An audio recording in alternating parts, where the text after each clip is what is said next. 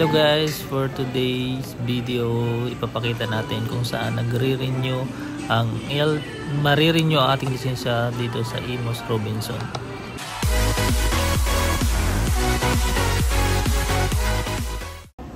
Yun na nga, nandito na ako sa 3rd floor ng Robinson Mall at nakapila na ako dito para sa medical. Pagpunta nyo nga pala dito sa medical room, so bibigyan kayo ng form, pipalapan ninyo, and then ibibigyan ninyo yung license card ninyo dun sa nag-a-assess, and then proceed kayo sa second step. Ang second step natin ay kukunan kayo ng blood type, tutusukin yung inyong mga kamay. Ouch! Yan nga pala yung aking kamay, tinusok nila, nagdudugo pa. Dito nga pala sa medical, ang binayaran natin ay almost 700. Lahat na yon, package na yon.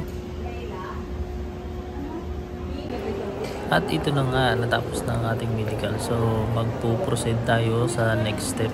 Doon tayo ulit sa LTO. Dadalhin natin yung ating medical certificate. And then doon, tuloy-tuloy na yung process natin.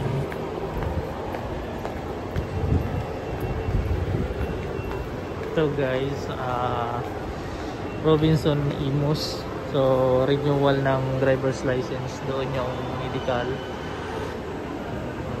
Kailangan mo na mag-medical, then pagkatapos ng medical proceed na tayo sa LTO. Pero kailangan mo munang mag online portal, LTO portal exam. So tapos pagka nakapasa ka doon, ipiprint mo yung kung ilang percent kung pumasa ka o hindi. So mamaya lalagay natin dito sa video. Ito nga pala yung ipiprint ninyo, ipipresent sa LTO. Nandito din yung SSS Imus, SSS Imus Pag-ibig. So unahin muna natin yung LTO, dahil yung LTO ay nasa 3rd floor ng Robinson Imus.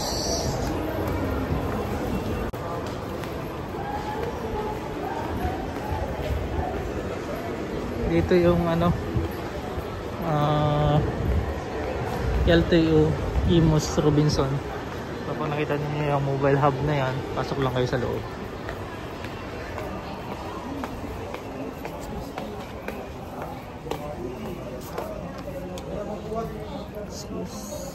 Ryan Enriquez, window 3. Medical result nga pala natin.